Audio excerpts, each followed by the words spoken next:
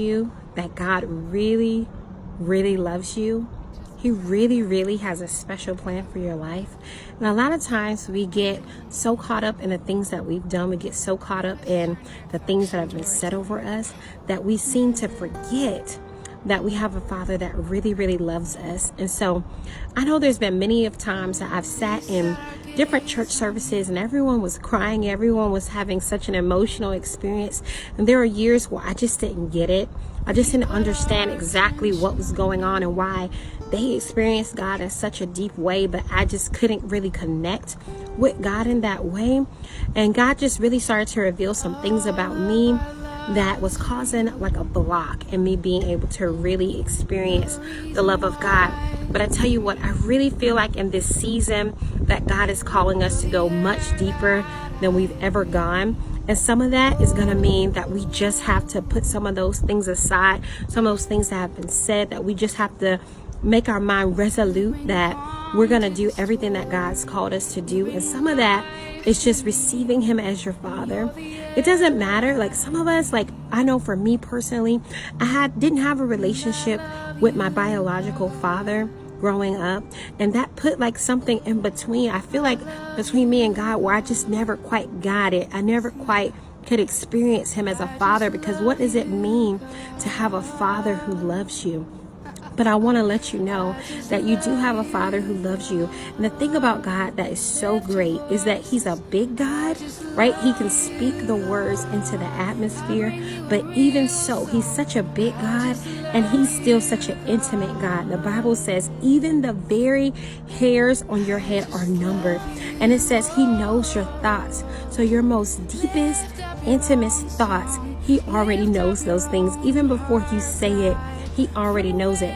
And so that's a deep love. Many of us, we have children, and we understand this concept of loving someone before they're even born.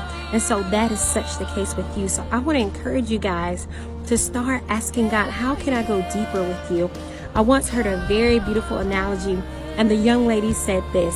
She said she had a dream, and in the dream, she was in water. Well, actually, she was walking on land. And what ended up happening is she saw Jesus, and Jesus grabbed her by the hands, and he just started to run with her. And she knew that it was kind of scary, but she was like, I'm just going to go with Jesus, because if he's taking me there, it has to be good. And so as God just begins to run with her, he leads her into an ocean, and she feels herself going down into the ocean, and she's going deeper, and she's going deeper, and she's going deeper, and her ears start to clog up, and it's getting really uncomfortable.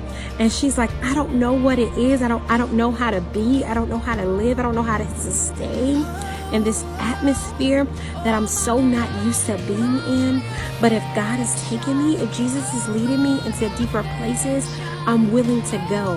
I have to go. Instead of thinking, you know, where can you take me next, God? I'm like, God, I just want to be wherever you are, God. And so that's more than just seeking God for the things, or seeking God for just being enveloped in his presence. Just like in that vision, the water was all around her. It was overtaking every part of her being. That's how we should be with God. We should want to be close to him. We should want to fall in love. And something God's been really speaking to me is, are you willing to fall in love with me? And so if you think about your first love, think about your first love. You couldn't wait to be in their presence. You couldn't wait to talk to them. You thought, man, I don't want to be the first person to hang up the phone. You had a yearning. And so my prayer for you is that you start to have a yearning for the Father. That you start to have a yearning for his presence. That you start to have a yearning for worship. Because it's in those places that he'll start to break off some of those things that you've been dealing with, that's been stopping you from living your best life, that's been stopping you from fully embracing who he's called you to be.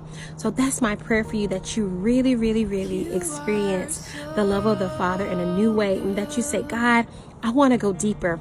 As deep as you can take me, I want to go, because even the pastor that's been pastoring for 15 years can go deeper with God. And so ask God today, what are some tangible steps that you can take to go deeper with him and to go deeper in his presence? And I believe that he will meet you there.